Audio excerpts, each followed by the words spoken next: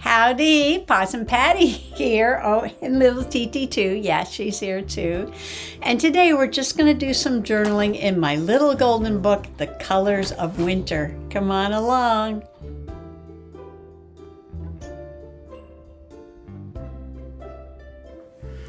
I have no plans today, so I don't know if that's a good thing or a bad thing. So I'm just going to look around. Maybe I'll look on my phone to see what I can put in my journal today. Oh, I was going to look for pictures of the sisters. I'll have to do that. And let's see, Stanley Adventures. Oh, I have another Stanley adventure I can put in here. And I'm up to this page. Look at this picture. This is not photoshopped at all. Well, let me put the real photograph here. This is the sunset the other day. And oh my gosh, it looked just like a gorgeous painting. It was so brilliant. Not touched. It had not been altered in any way. It was just a gorgeous, gorgeous, gorgeous sunset. And did I make this too big? No, I can trim it down. So I do want to put this in here. And I could even just put on the snowman page. Doesn't matter. Because it is a gorgeous winter sunset. So let me trim this up. Okay, I've already changed which page I'm going to put this on. Because I was going to put it here. But I think I'm just going to put it right here. Because I got the trees coming up. I don't know, I like this better as a background than the snowman. Because this has got trees and trees. And I'm going to double matte this with a pink and an orange. I know, but it brings out the colors in those clouds there. So I'm going to do that. I'm just going to use a little bit of glue stick. I don't know if I need any tacky glue. Maybe just a touch. Well, that was easy. Maybe a little too easy. Maybe I'll come back and do something. I want to add like one more thing to the page, but I haven't figured out what it is yet. But, you know, there we go. Journaling doesn't have to be difficult, doesn't have to be complicated.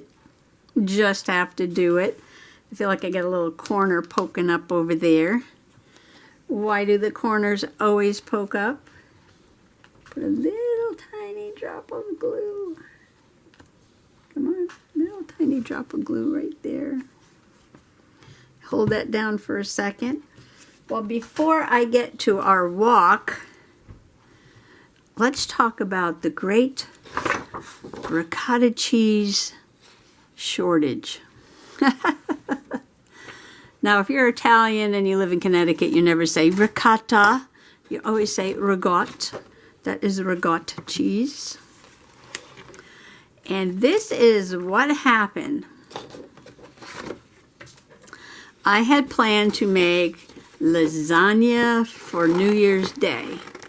Now, lasagna is a favorite around all the holidays, especially Christmas and New Year's and Easter. Well, anytime. Anytime is lasagna time. So I was at the grocery store, and of course starting in the produce section and working your way across the store, ending up in the dairy section. I got all the ingredients to make my lasagna, and I already had a tub of my very best homemade Sunday gravy, which is spaghetti sauce made with a variety of meats. You got to put in your sausage, you got to put in your meatballs, you got to put in your braciole, you got to put in a little pork butt. And I threw in, I think, a piece of chicken too.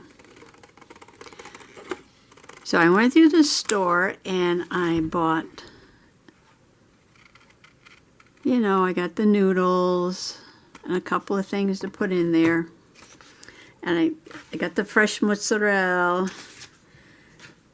And then I get over to the section where the ricotta cheese is supposed to be, and there was none. None on the shelf. None. Empty. I was like, well, told Mr. Possum, well, I'm just going to buy the noodles and stuff. And I said, we'll stop at another store on the way home. So we bought all the noodles and everything I was going to use. Like I said, but not the sauce because I had some at home. And we stopped at another store on the way home and they didn't have any. So New Year's Day went by without lasagna. We did have the Sunday gravy with, just spaghetti. And so Mr. Possum called around to a bunch of stores, and no store within, reasonable driving distance of where we live had any ricotta cheese. Every store was sold out of ricotta cheese.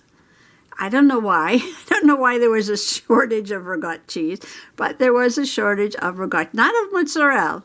No, just the ricotta. Mamma mia. Mamma mia, mamma mia. What is one to do? You cannot make lasagna without the ricotta. So time went by and I almost forgot about it. And then we were in the store and I said, I got to check the ricotta. And there was some ricotta. So I did make 2 lasagnas. Not one, but 2.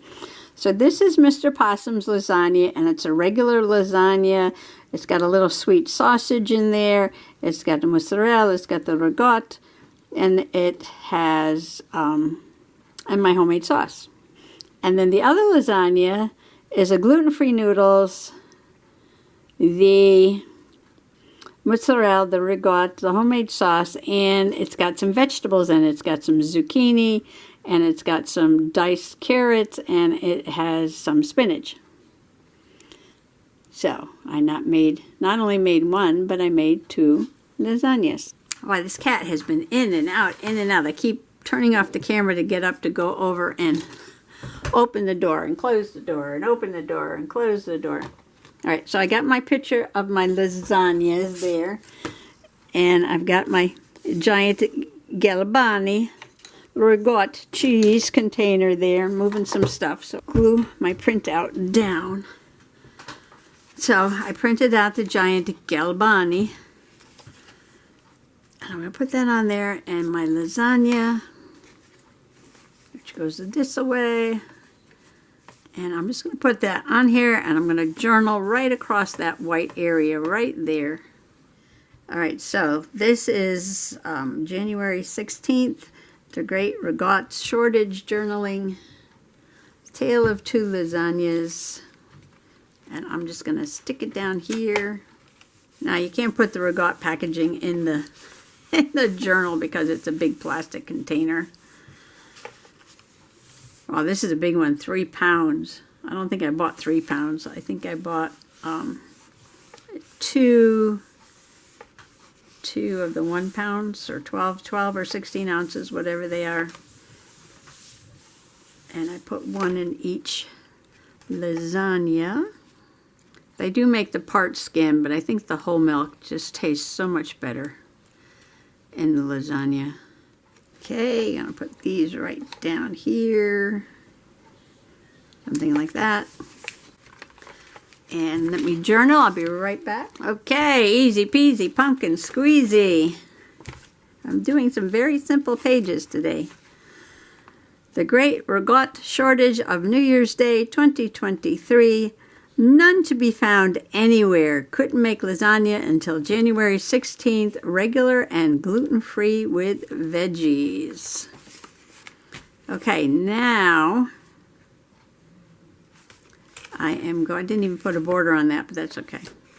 Now I am going to do about the walk that we took. Okay, sometimes it's fun to just journal without a plan, and even if the pages come out simple, that's fine, because this is just journaling.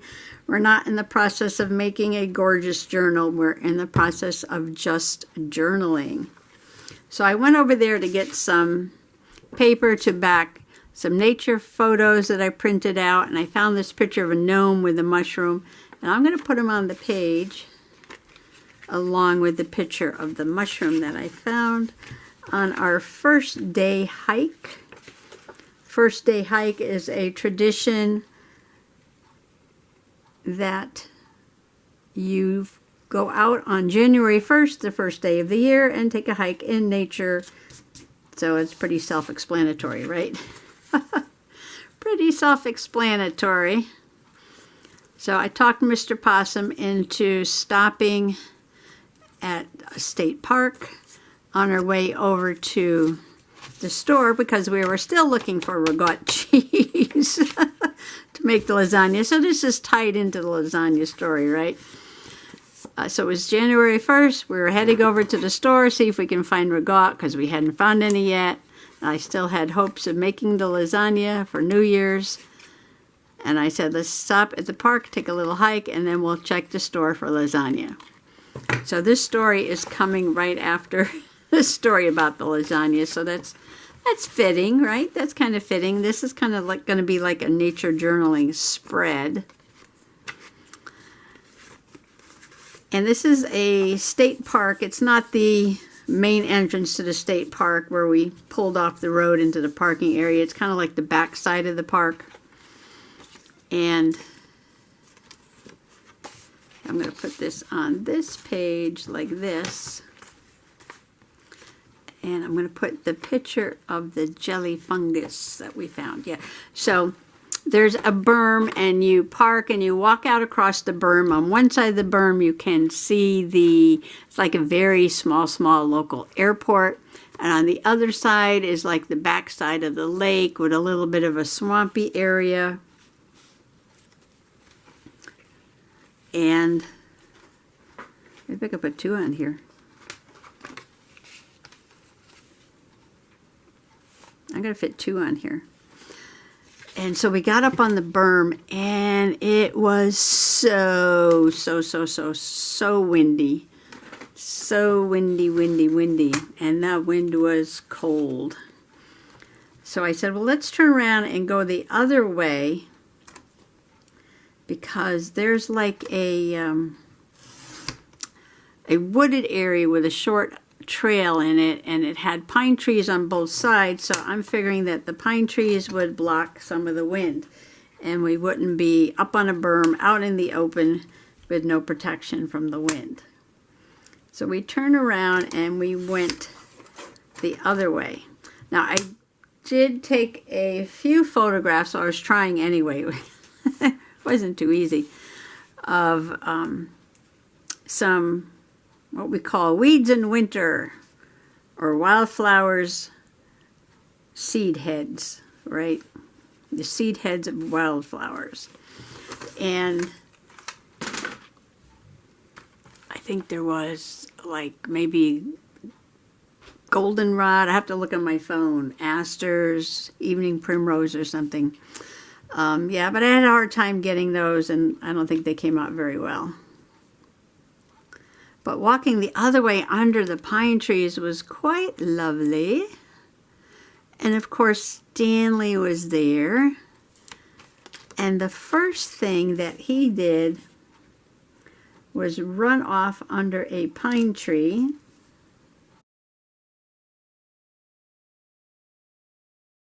And he explained to me how he knew it was a white pine. So Stanley picked up a pine needle and he says, you know, it is a white pine because it has a cluster of these long needles and there are 5, and the 5 spell out W-H-I-T-E. W-H-I-T-E, white. So this is a white pine, Stanley said, and I said, Stanley, you are correct. What a clever little flat Stanley you are. So he wanted to bring home one of these little white pine needle clusters, which maybe I can get glued into the journal, along with this picture underneath the pine tree. And then I have a jelly fungus on a stick, well, twig off the tree. And then I have a picture, you can see some of the pine needles there too, of, I call these beard lichens. They're lichens that grow up in the tree. Kind of look like hanging down, kind of like a Spanish moss, but they're beard lichens. So I found this little bit of gnome knowledge here. As soon as his son or sons turn 13, the gnome father takes him outside to teach him the many things every gnome should know. Knowledge of mushrooms and herbs, how to distinguish between edible and poisonous plants, and friendly or dangerous animals. And a little picture of the father with the baby gnome there, teaching him about the mushrooms. And I have my fungus up there because mushrooms are a fungus. So I thought I would just glue these down. And then on this side, I'm going to use this piece of mixed media paper.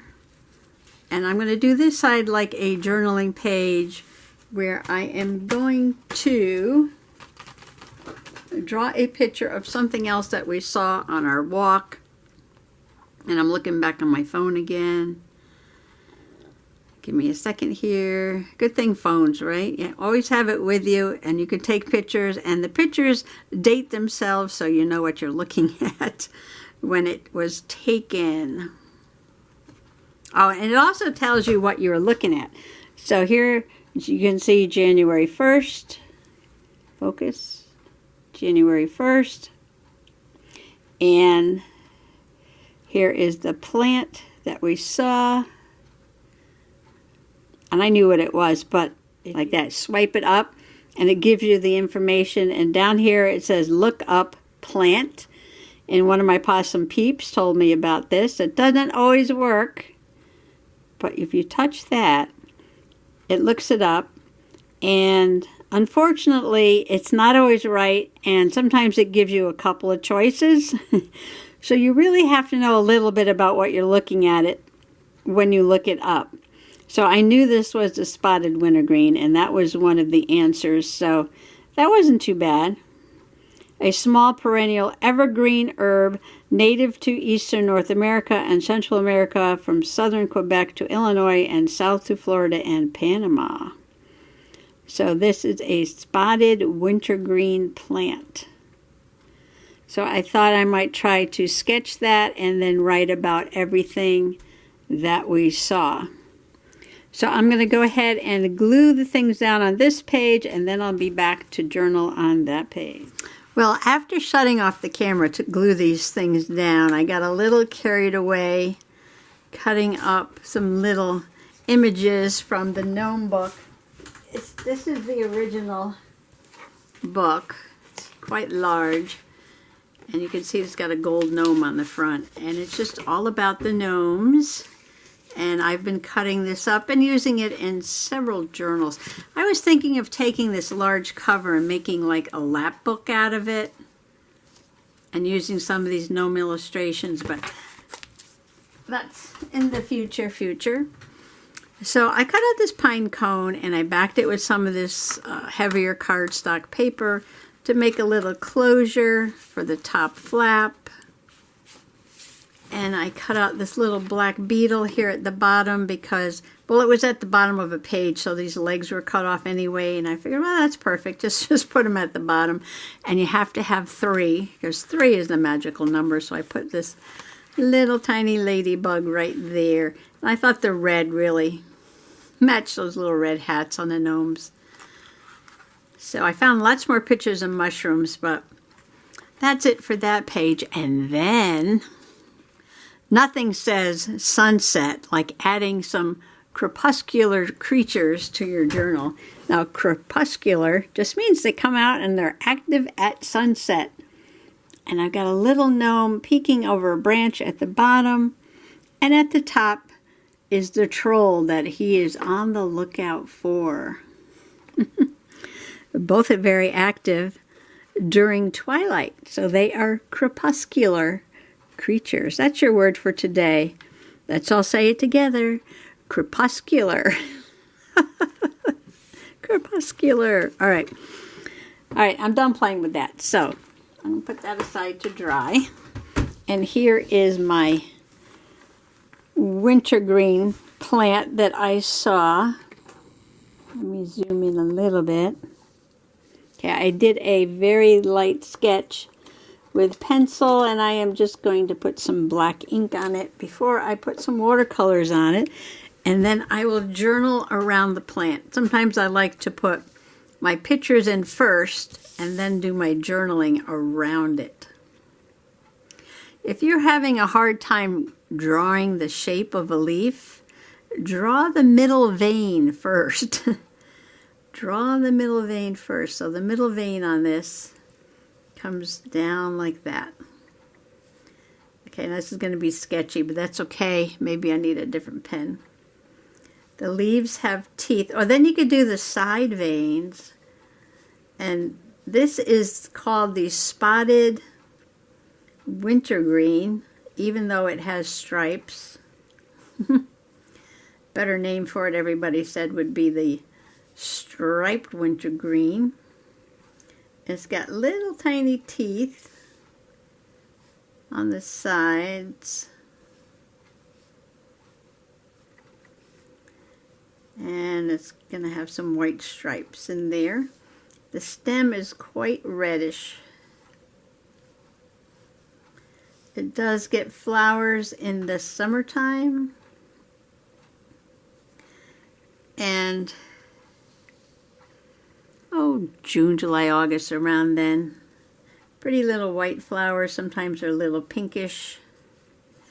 All right, so this leaf is kind of facing flat out. But this leaf over here, am I in frame? I don't know, can you see this? I hope so. I'm trying to make it darker. Maybe I need a different pen. So this leaf is flat out like this, but this leaf is more at an angle. So the vein appears to be closer to the far side of the leaf than the near side. So again, it's got these little teeth, and on the other side, but this side appears larger. And then this one is angled even more, and the vein immediately disappears. You can't see it, but you can see a little bit of the white. So I'm just sketching in some of the white. And this side of the leaf, actually the points look like they're going up, because the leaf is curled that way. So it's curled over just enough so you can't see that part of the leaf, and the points are up. And then on this side, you can see them, but you can see a little bit of that white here above the points. Okay. And let's see. And this one, I gotta turn the paper. I can only draw one direction, and that leaves a shadow. So the vein comes up, and I'm gonna make the far side a little shorter than the near side. Got these little teeth. I'll erase the pencil lines when I'm done. And this is a little short one here. And this one looks like somebody ate the end of the leaf off. So if the leaf is imperfect, you want to draw it that way. You don't want to say, oh, well, let me fill in the rest of the leaf. No. If something's been eating on it, you want to show that. And you can ask a question, because when you're wandering, you should be wondering, what munched on this plant? Now this looks just like a really funny little rounded leaf. This one's more roundy looking than the others for some reason.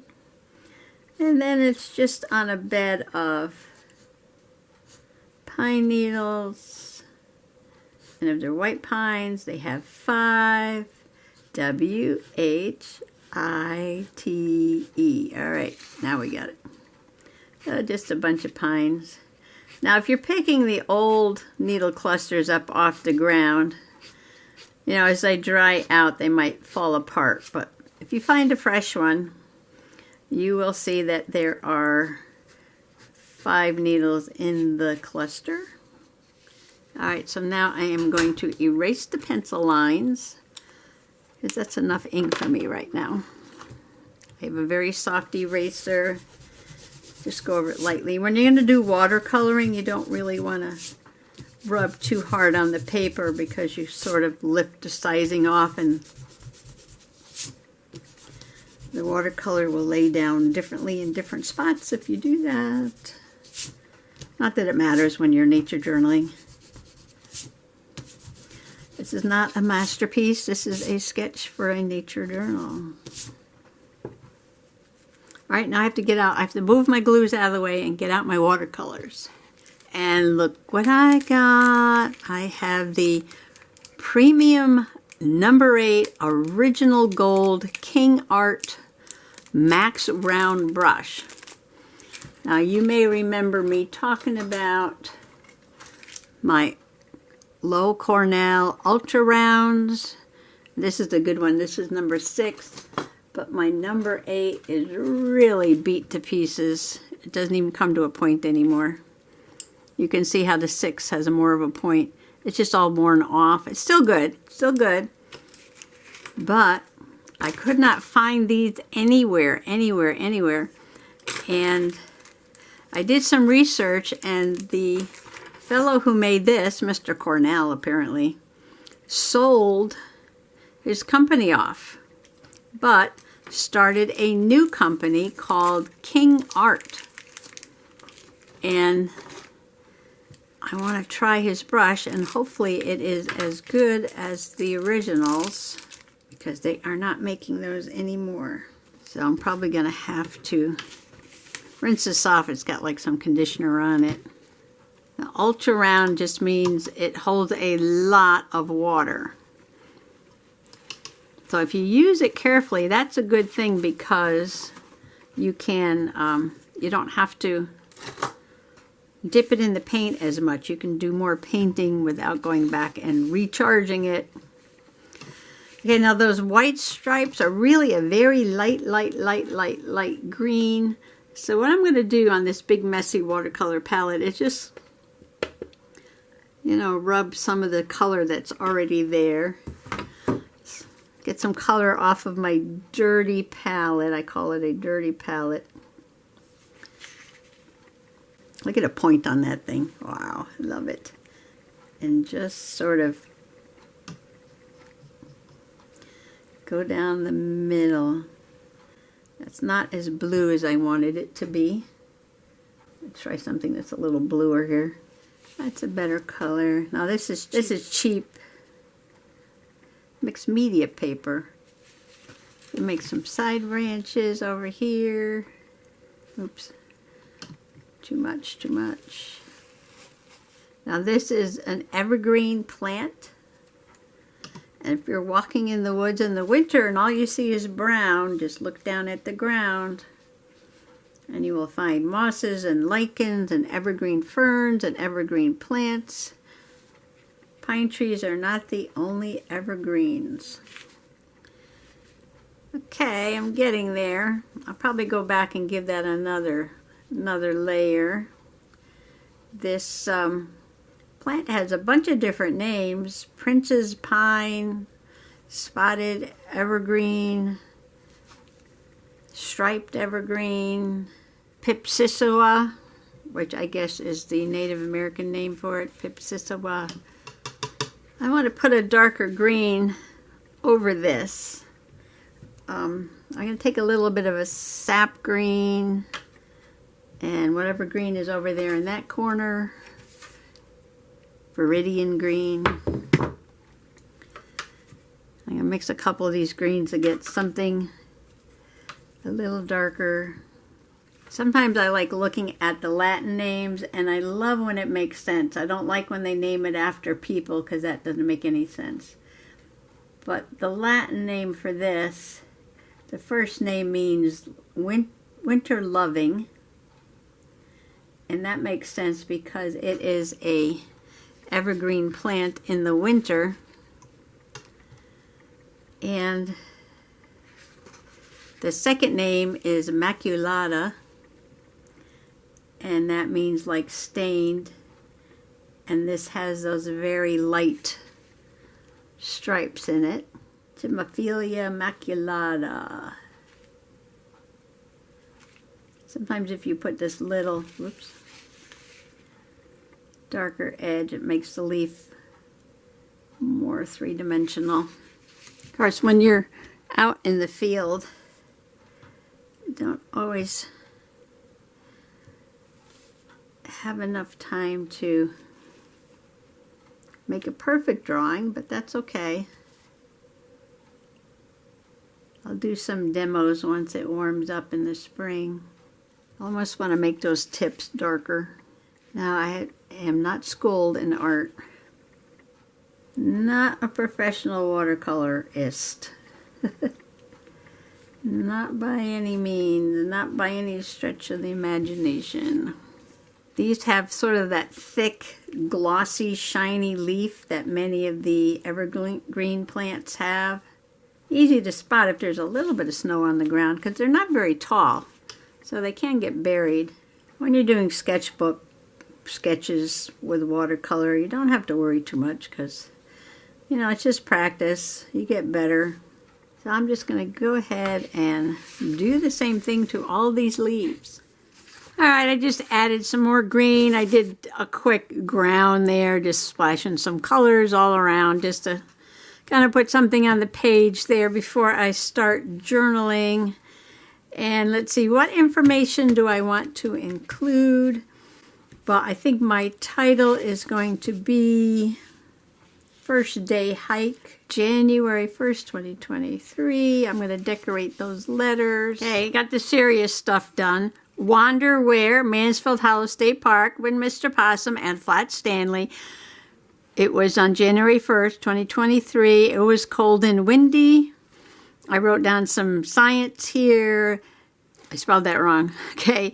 It's supposed to be Chimaphila maculata, which means winter-loving, stained or spotted. Spotted wintergreen has many names. Striped wintergreen, Pipsissewa, and spotted princess pine. And this was growing in the pine needles. Apparently, it likes to grow in oak piney woods. It was used as medicine until the early 1900s, and I have to wonder, I wonder who is eating this leaf. Did I get everything? It's evergreen, stays green all year. First Day Hike is my title. Stanley identified the white pine. Okay. I'll have to fix that, and I'll do that in a second, but right now, I just make these freehand swirly letters, and then what I like to do, I haven't sprayed my palette in a while. It's always good. I'm taking just a bottle of water and spraying my watercolors, kind of charge them up, and I should have done this before I actually started painting. Gotta keep it moist. Now I like to take some fun colors. This is a cad orange. Where's my towel? Oops, hit the light, sorry. This is a cad orange, and then right where the swirl is, put a little bit of color and just drag it up like that. Shall I zoom in? Hang on tight. And this does not have to be neat at all. We're just having some fun with the letters because nature journaling is fun. All right, so I got orange. Let's get some blue going here. I'm going to put a little blue up there. Just a little touch of color. And then I'm going to pull it out like that. You can do as much of this or as little of this as you want. You can put a little green down here. Just having some fun. Or what you could do is skip around with the same color instead of having to keep changing colors on your brush. So I did orange there. Maybe I'll come over and do a little orange over here. I'll drag that out in a second. And then maybe I'll do a little orange over here. Maybe a little up there. Okay, now wash the brush. Drag that out a little bit. Now I'm going to go back to that green. Put some of those green in. I'll make a big green here. I think I'm going to drop some darker color over there. Watercolor tends to dry a little lighter. Okay, should I make one more green one? I could put a little glob of green right there. Some pink. Already got a blue there. Let's put some blue here. The blue is very dark. So I know I said I was going to have a low spend year, and I've already spent money, but I got this with my gift certificate. I did get a gift certificate for Christmas, and so I will be buying a few things with that. You know, am I still in frame? When I zoom in, I tend to get out of frame all the time. Sorry.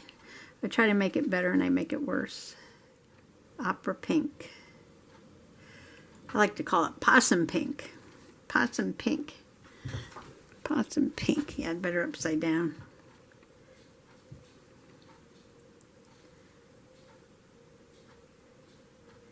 So all you have to do is make some crazy swirly letters.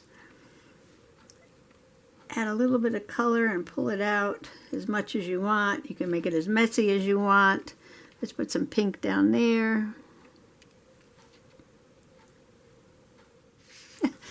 Just for fun. Oop, I got to zoom back out. Okay, just for fun. Now I could do a little more. You can you could spend as much time on this as you want to. Right? Right, I'll make this one a little darker. All right. That is my nature journaling page for today. I'm going to give this a second to dry, put it in the book, and come back. Okay, my nature journaling is done. First day hike. Very colorful. I did do a sketch. Might not be very good, but at least I did it. Practice, practice, practice. Wrote down a bunch of information. I corrected my spelling. I've got my photos over here. I put my little gnome there. Got Stanley. And you know what? I was just thinking, you know, I put gnomes on this page. And I put gnomes on this page, but, you know, I do have a lot of gnomes in this book. There's one there, and back here's another one. Somewhere right there's another one. So there are gnomes scattered about this already. So what is this about? Oh, look, and there's another one there. Oh, the gnome is teaching, the young gnome is learning how to knit from the mother gnome.